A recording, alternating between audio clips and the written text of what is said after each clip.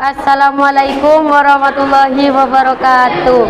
Perkenalkan, nama saya Rika Priliawati, saya dari kelas 11D. Di sini saya akan mempresentasikan dari mapel bahasa Indonesia yang dibimbing oleh Pak Haryono yang berjudul Kerangka KTI. Kerangka menulis karya ilmiah atau susunan yang sesuai dalam menulis karya ilmiah. Karya ilmiah ialah merupakan tulisan atau laporan tertulis yang menamparkan hasil penelitian atau pengkajian suatu masalah oleh seseorang atau sebuah tim dengan memenuhi kaidah dan etika keilmuan yang dikukuhkan dan ditaati oleh masyarakat keilmuan. Jenis-jenis karya ilmiah seperti makalah, laporan penelitian, skripsi, tesis, dan disertai, dan lain-lainnya. Karya tulis ilmiah jelas berbeda dengan jenis-jenis karya tulis lainnya yang bersifat non-ilmiah seperti novel, cerpen, dan sebagainya. Karya ilmiah menyajikan fakta dan ditulis menurut metodologi penulisan yang baik dan benar. Sedangkan karya tulis non-ilmiah biasanya menggunakan gaya bahasa yang gaul. Terkadang alay kalau kata anak zaman now, tapi tidak semua. Karya tulis ilmiah harus memuat pembahasan yang faktual objektif. Maksudnya adalah harus ada kesesuaian antara fakta yang ada dengan objek yang diteliti. Jelasnya apa yang ditulis dalam karya ilmiah. Haruslah sebuah fakta yang dapat dibuktikan dari hasil penelitian. Kemudian karya tulis ilmiah harus menggunakan metode penulisan dan harus sistematis. Maksudnya adalah tulisan kita harus menggunakan metode tertentu dan teratur serta terkontrol sehingga nantinya pembahasannya tidak akan meluber ke sana kemari.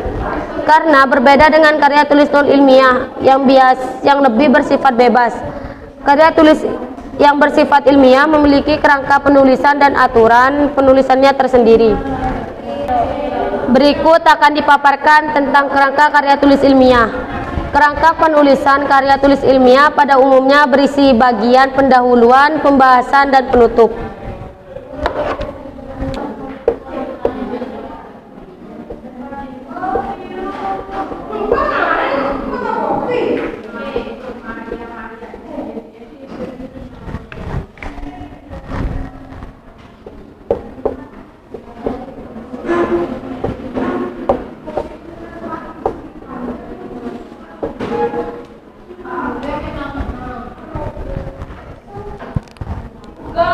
Di pendahuluan berisi latar belakang.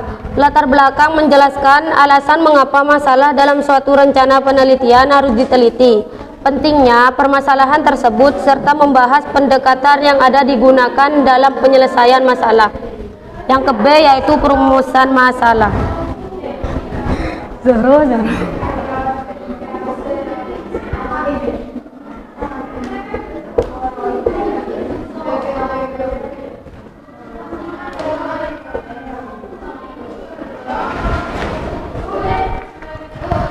Perumusan masalah ialah biasanya bentuknya ada beberapa pertanyaan. Letaknya di awal karya tulis ilmiah, tepat setelah penjelasan latar belakang dalam karya tulis. Pertanyaan tersebut adalah pembahasan yang akan dibahas nantinya dalam karya ilmiah. Yang selanjutnya yaitu tujuan dan manfaat.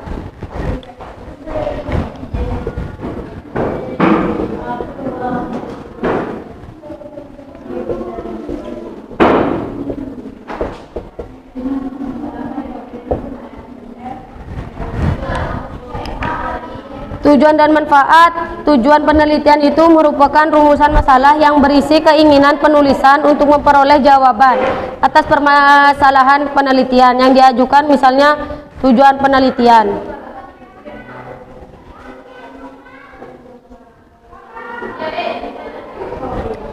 Tujuan penelitian adalah agar pembaca dapat mengerti dan memahami cara memilih calon presiden dan wakil presiden dengan benar saat pemilu. Sedangkan manfaat penelitian adalah dampak dari pencapaian tujuan. Contohnya, anggap saja judul penelitian adalah pengkajian terhadap kesalahan dalam proses memilih dan